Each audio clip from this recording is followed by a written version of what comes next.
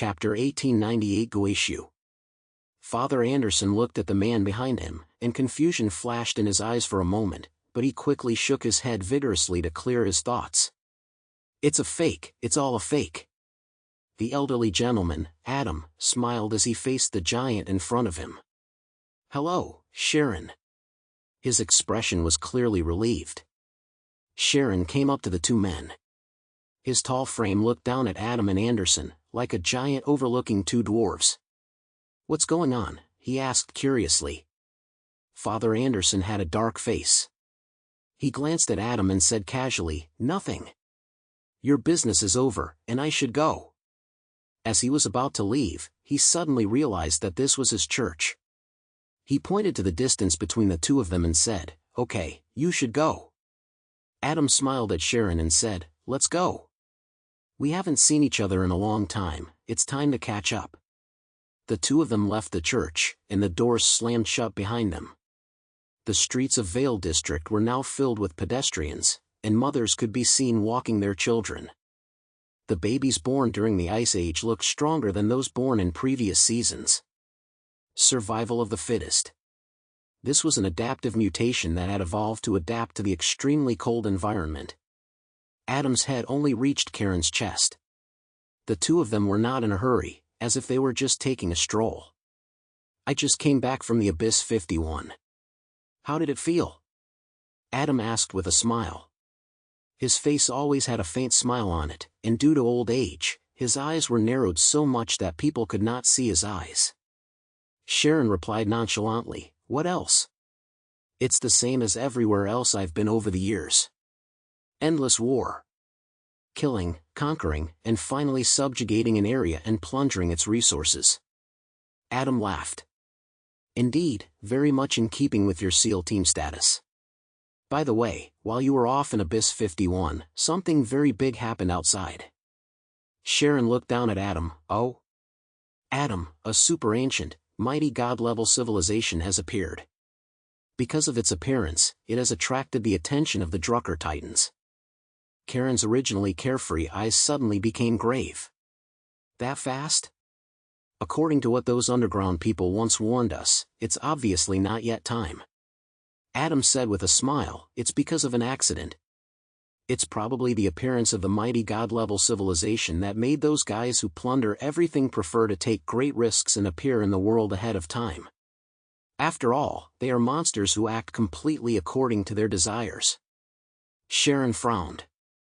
"You're telling me this to get me to do something?" Adam laughed. "You've already guessed, haven't you?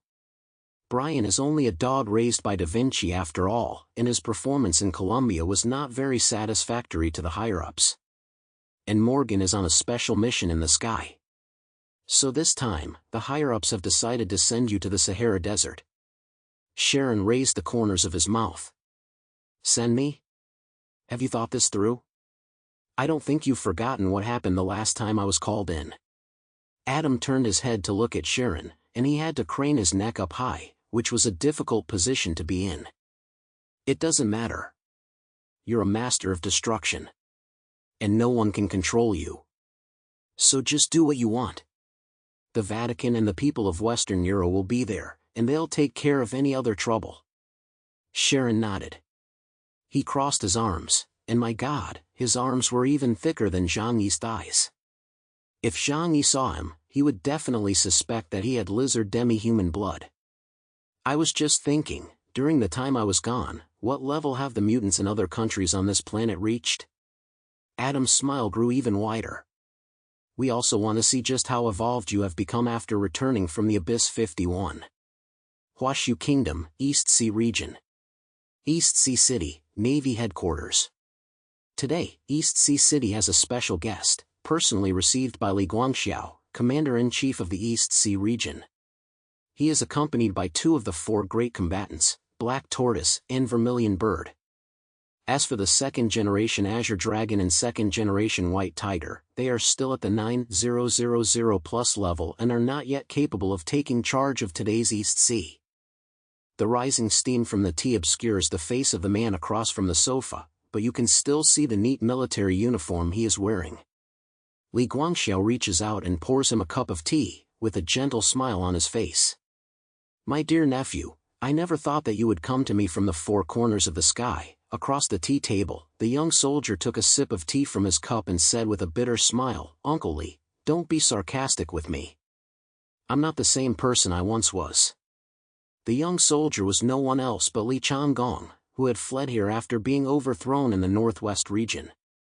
Li Guangxiao and Li Changgong were not related, but they were both surnamed Li and came from large families, so they claimed to be relatives.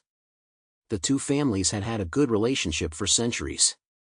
But this relationship only lasts as long as both sides are of equal value. Nowadays, Li Changgong has lost his territory and fled here. Li Guangxiao's attitude towards him is very complicated. Li Guangxiao would never agree to help Li Changgong seize power by sending troops. The main force at his disposal is the navy, and it would be a joke to send it across the entire country to the northwest. "My dear nephew, it's been many years since you last visited the Eastern Sea. This time, stay a little longer and take a good look at our local customs," Li Guangxiao said with a smile. As for keeping him, Li Guangxiao didn't have any such plans. Don't forget that Li Changgong is now a mutant of level Black Chariot, and Li Guangxiao had to bring Black Tortoise and Vermilion Bird along when meeting with him. This kid, in the beginning, was the one who backstabbed his old superior and forced him from power before taking his place. Li Guangxiao was afraid that he would repeat the same mistake as Luo Yunfeng. "By the way, now that you've left the northwest region, what are your plans for the future?" Next to Li Guangxiao sat Black Tortoise and Vermilion Bird. Vermilion Bird had changed a lot from the beginning. Her hair was no longer black, but had turned into a gradient blue color. From the top of her head to the end of her waist, the color gradually fades, eventually turning white.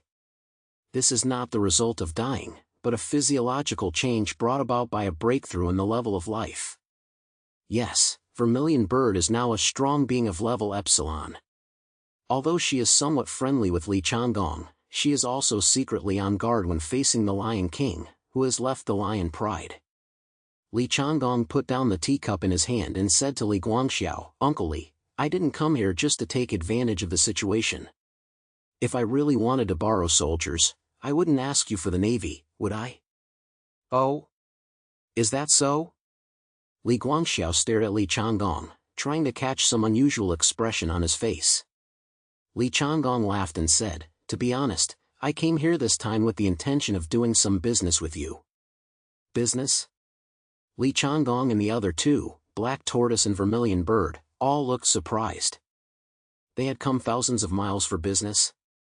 "Tell us," Vermilion Bird said coldly. She interrupted at this point, and Li Guangxiao didn't mind, but instead smiled and stared at Li Changgong. Li Changgong said, "Today, the world is in a state of flux. The once world-class naval power now seems to be in decline. Why is this?" Li Guangxiao and the other two, Black Tortoise and Vermilion Bird, looked a little uncomfortable. In the last 3 years of the end of the world, the East Sea region's presence in Huashu Kingdom, and even the entire world, had diminished. The advent of the Great Mutation era had gradually stripped them of their advantage as a nation that relied on battleships and submarines as weapons. Mutants had become the protagonists of the era. However, in the East Sea region, the current standard of the mutants was hardly in the top 3 in Huashu Kingdom. It was understandable that Xinjiang would be better off. In the southwest region, the burial masters of Tantra are very powerful, but they are restricted by the power of their beliefs and cannot leave their territory. However, in the Jiangnan region, an area that is obviously not strong in military power, a person named Jeangi has emerged and catapulted it to the top of Huashu Kingdom and even the world. The East Sea region now has very little say in Huashu Kingdom, and everyone has to watch the faces of Xinjiang and Tianhai City to get by. It is naturally impossible to say that Li Guangxiao has no thoughts in his heart. However, circumstances are stronger than people, and it is not that easy to cultivate high-level mutants. Talent, luck, and geographical location are all key factors that are indispensable. In the beginning, the battle in the Misty Valley on Star Island was the best opportunity for them to rise, but in the end, Jeangi took away the biggest opportunity. Later, Azure Dragon, who had the second highest combat power, died in battle, and East Sea City suffered heavy losses at the hands of the Wulwan Empire. How could Li Guangxiao and the other two, Black Tortoise and Vermilion Bird, look good? My dear nephew, you really know how to make a person feel uncomfortable. You just poke at whatever hurts, Li Guangxiao sighed. Just say what you want to say. We're both from military families, so there's no need to beat around the bush. Li Changgong's expression grew serious. What is the key to becoming stronger? Black Tortoise gave his opinion. Absorbing the origin of a high-level mutant, and obtaining the spirit of sacrifice. So far, these are the only two ways to become stronger. Of course, it is also possible that there are mysterious substances among the historical remains of powerful underground civilizations. Li Changgong said, "You're right. Just think about that guy Chaos. At the beginning, he clearly had far fewer resources than us, who control regional-level resources. But why did he grow the fastest? Even now, in the entire Huashu Kingdom, no one can compete with him except Ho-Tu. That's because he has been venturing to the secret realms of various underground civilizations. From the Misty Valley on Star Island, to the underground Demon Kingdom in the southwest region, to the Qinling Mountain Dragon Vein, the Battle of the Wulwan Empire, and then the trip to Fremont some time ago. He's had a lot of luck. He's survived every time, and that's probably because he's been blessed with good fortune. High risk goes hand in hand with high reward, and as long as he doesn't die, he'll become stronger and stronger." Li Guangxiao was quite moved by these words. When fortune comes, the world works together. When fortune goes, the hero is not free. Jeangi has the power of destiny on his side. Upon hearing this, Vermilion Bird suddenly snorted derisively. What power of destiny? Is it so hard to admit that others are brave and powerful? She ruthlessly exposed Li Changgong's meanness. This older brother, whom she had greatly admired in the past, was no longer so lofty in Vermilion Bird's eyes. Therefore, she also knew why the Northwest region had been lost. Over the years, his changes had been obvious to anyone who wasn't blind. She stared at Li Changgong, who never expected that the little girl next door, who had always looked up to him, would speak to him in such a tone. "Jianghan, you." Vermilion Bird looked at him and said with a deep breath, "The reason Zhang Yi has been able to keep getting stronger is because he has a huge sense of crisis. He dares not let himself relax for even a moment. Because unlike you, he doesn't have an excellent family background and has mastered the resources of an entire region at a young age. So he has to keep fighting and looking for opportunities to become stronger. But, brotherly, your mythological code name is Great Emperor Gochen, one of the 5 ancient emperors of the heavens in the Huashu Kingdom. However, with such powerful resources at your disposal, why are you gradually becoming complacent and afraid to move forward? If Zhang Yi were in your position, I believe he would choose to make good use of the resources at his disposal and make himself, and everyone around him, stronger." Her next sentence really hit Li Changgong where it hurt. "It's because you didn't come to power the right way that you're always worried that someone will imitate you and take your place. You've focused all your energy on guarding against your subordinates. But what's the result? Everything you've done has become a joke." Li Changgong was speechless at these words. Li Guangxiao never expected Vermilion Bird to be so harsh. This is probably because they pity his misfortune and are angry at his lack of resolve. It is precisely because the two are old friends that they cannot stand the way Li Changgong is acting now. Li Changgong sat on the sofa with his eyes lowered. Vermilion Bird thought he would stand up angrily, rebuke and refute himself. But Li Changgong did not do that. He just stared for a moment, then smiled faintly. "You're right. So here I am, aren't I? It's because I want to change myself. For the past 3 years, I've worried every day that I'll repeat Jing Shuai's end. In fact, there were many opportunities for me to improve. I had the chance to go to the southwest region in Fremont. But I was afraid." He leaned back on the sofa, his eyes with a trace of reminiscence and melancholy. When a person has too much, they always look back and forth. Li Guangxiao and the others could see the change in Li Changgong. After Xiao Liu seized power, it seemed that he had really grown a lot and had not given up on himself.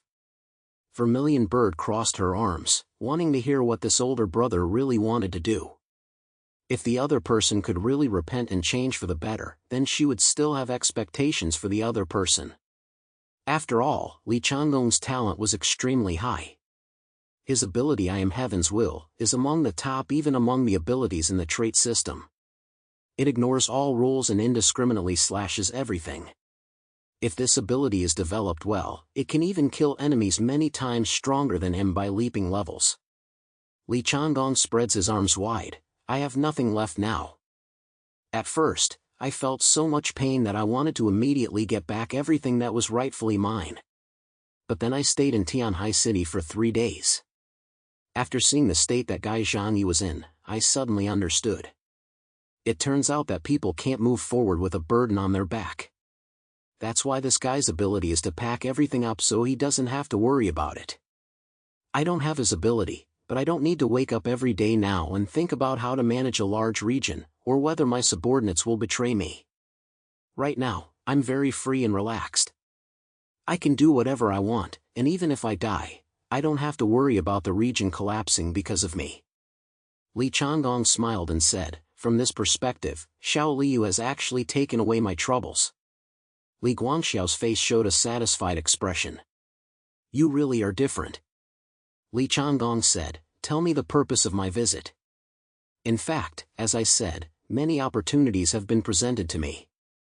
But in the past, I was indecisive and afraid to do it. I know of a place where the remnants of an ancient civilization under the sea exist.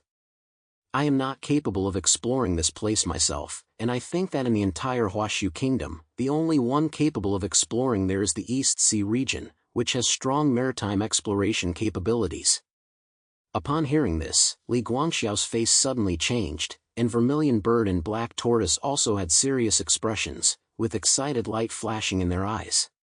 The discovery of an underground civilization meant great danger, but also great opportunity. Now, they have obtained several mechanical life forms shared by Jeangi. Just studying them will raise the technological level of the East Sea region by a huge margin. Nephew, are you serious? Li Guangxiao rested his chin in his hands and gazed deeply. You can't joke about something like this. Of course. Li Changgong said, don't forget that my mother was the director of the Xinjiang Institute of Archaeology. I have been in contact with ancient history and mythology since I was a child. I have not wasted my talents over the past 3 years. Uncle Lu, Xiaohan and Black Tortoise. Have you heard of the Guishu? The classic of mountains and seas, Eastern Desert Meridian mentions that there is a huge ravine beyond the East Sea, into which all the world's water flows, but the water in the Guishu does not increase or decrease. It is said that Xiao Hao raised Emperor Xuanqiu in this place. Li Changgong said, the Guishu does exist. I have sent people to explore many areas of the Huashu Kingdom. The Central Plains are home to the dragon ancestor, and the races that hide beneath the dragon vein of the Qinling Mountains no longer allow other races to occupy their land. But in Guishu overseas, my people have discovered unusual fluctuations. I can confirm that there is the entrance to the ocean civilization. Li Guangxiao ran a hand along his chin. You mean, we explore together? Li Changgong smiled slightly. You should know very well how powerful an underground civilization is. Relying solely on the current strength of the East Sea region is too risky. With my help, the chances of success will be very high. Besides, I'm the best partner for you, isn't that so? He was right about this, and Li Guangxiao nodded. Whether they went to the Xinjiang region or the Jiangnan region, with their style of doing things, the East Sea region would only be able to eat what was left over. Especially Jeangi, that guy's style of doing things was downright stingy. It was impossible for him to eat the meat while other people drank the soup, they could only drink the water used to wash the pots. If it is proven that the Guishu you mentioned does exist, then we can cooperate. Li Guangxiao agreed. Li Changgong smiled. He stood up, bent down to shake hands with Li Guangxiao over the coffee table. I won't let you down. If we succeed this time, the East Sea region will become the most powerful navy in the world. and I will get everything I want. Tianhai City. Jeangi decided to go to the Jeangi kingdom. This was not for anyone else's sake, but only for his own. Olive really sent the Dead Sea Scrolls as promised. It was a photo of the real Dead Sea Scrolls.